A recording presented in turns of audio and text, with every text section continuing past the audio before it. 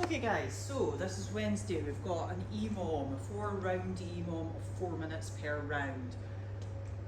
You're going to work for 1 minute on each of these movements and take 1 minute's rest. So a minute of hand cleans, a minute of push jerks, a minute of Russian swings, a minute of pike sit-ups, and then 1 minute's rest. Repeat that 3 more times.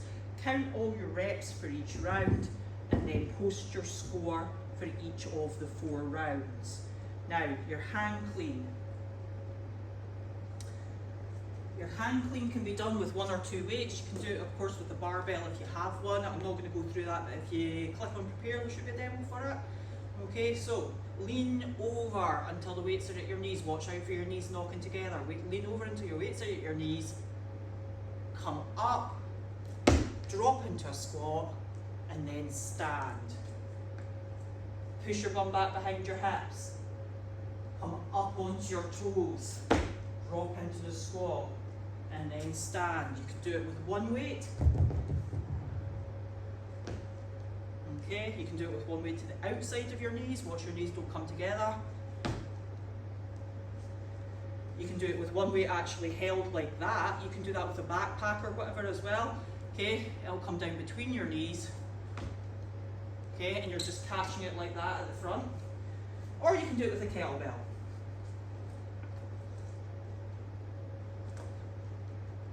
Now if you're catching it with a kettlebell, you're catching it like this, okay, in the front rack position. Your thumb is at your chest, okay, so central to your body, and the weight's sat in the crook of your elbow. So that's for the hand cleans. For the push jerk, a little dip, drive up until your arms are fully extended. You can catch in the dip for the next one. When you're doing these, make sure your back stays vertical. Watch out for leaning forward as you dip, okay? So when you dip, knees out and away from each other, strong extension. Depending on what weight you've got available to you, 1 hand, 2 hands, both hands. You've then got Russian swings, which can be done with a dumbbell or a kettlebell.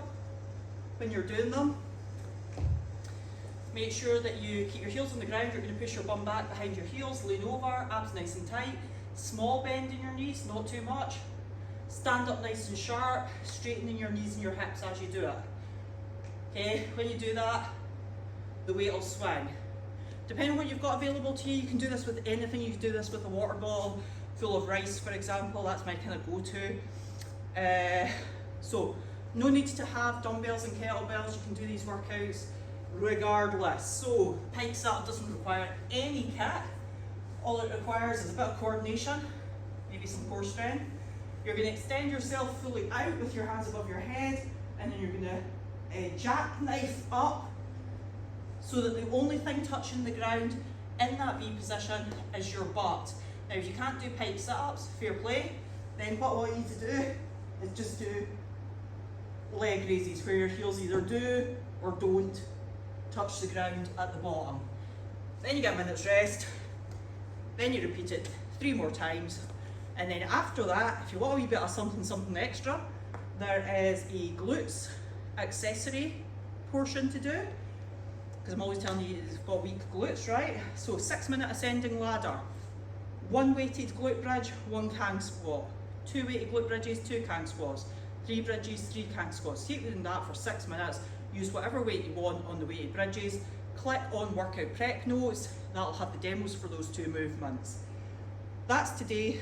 Don't forget to record your scores with some notes for how you got on.